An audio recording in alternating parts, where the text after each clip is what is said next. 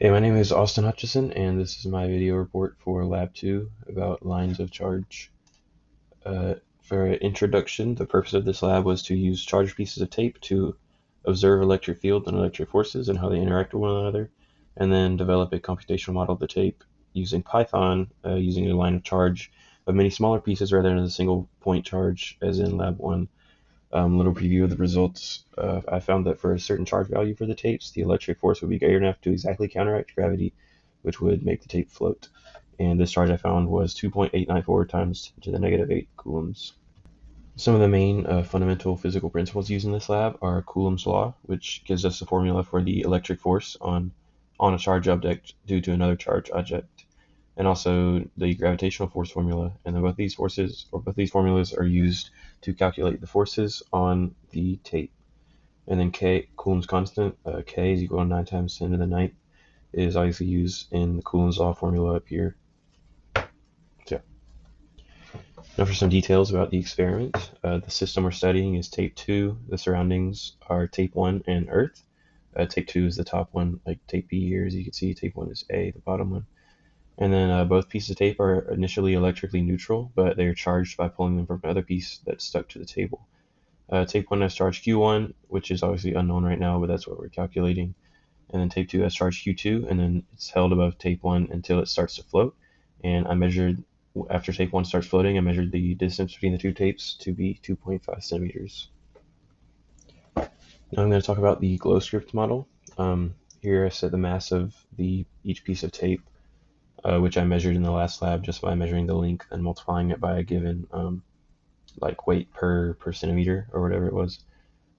Here is the charge of one tape that I found by some trial and error. I'll get to that later. And then here's a function that creates an electric field due to a charged particle that's going to be used to calculate the electric force later. And then here's a function that is going to create a vector or a line of smaller point charges that all have a total, like one larger total charge. And then it's going to create a bunch of spheres that essentially are supposed to simulate the tape. And then yeah, so these top two lines they're going to use the line charge formula from earlier to create the top and bottom tapes. As you can see here on the right, the red is the top, blue is the bottom, obviously. The top tape is 2.5 centimeters higher right here, like I said, the value I measured earlier. And then down here in the middle, the program is it has a for loop, and then for each segment of the top tape, it's going to go through and then for each segment of the bottom tape, it's going to calculate the electric field and the electric force on that piece of the top tape due to each segment of the bottom tape. And it's going to add up all of those using superposition. Then it's going to create the net electric field on that one segment of the top tape. And obviously over here you can see that it creates an arrow for each of those top tape pieces. And then down here on the bottom, it just makes an arrow or two arrows, one representing the electric force on the top tape to the bottom tape, and then the gravitational force on the top tape. Now for the results, we found that when the tape 2 is floating, that means the forces on it are balanced, so the magnitudes of the electric force and the gravitational forces are equal. And like I said earlier, I used some trial and error to find this, but I found that with a charge of 2.894 times 10 to the negative 8 coulombs, the electric and gravitational forces were calculated to be about the same in magnitude. You can see right here, it's about 2.55 times 10 to the negative 3.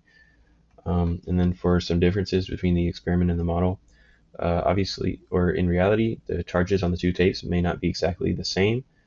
And also in the model, it only accounted for 20 separate pieces of the tape, while obviously in real life there are millions and billions of atoms that would need to be accounted for, but that's really hard to do in a model. So, and then some potential sources of error. During the experiment, there could have been accidental interaction with neutral objects, which would obviously discharge the tape a little bit. And then in real life, the charge may not be equally distributed across the tape, while in the model it was assumed that it was. And now for the discussion questions, what if the model we used was a single point charge rather than a line of charges? In lab 1, the second model was used. In the point charge model, the charge on the tape was estimated to be 1.33 times 10 to the negative 8 coulombs, and in the line charge model, the result was 2.894 times 10 to the negative 8 coulombs, which is a 117% increase. And then why do these estimates differ? In the line charge model, the electric force was calculated by superposition using a lot of many smaller segments, while in the point charge model, only a single vector had to be calculated. In the line charge model, the line charge model is likely more accurate because the real tape is not just a single point, but it has length and area, and charge is distributed over that area. So yeah, that's it. Thank you for watching.